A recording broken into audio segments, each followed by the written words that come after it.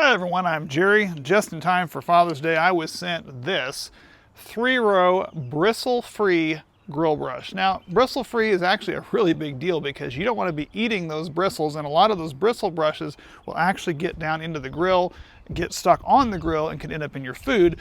By doing this bristle-free, they actually wind all these around so they're not going to be coming off of there, but still gives you all that cleaning power. And this one has the power of three different heads on here in addition to this scraper, and I'm loving the fact that they include those.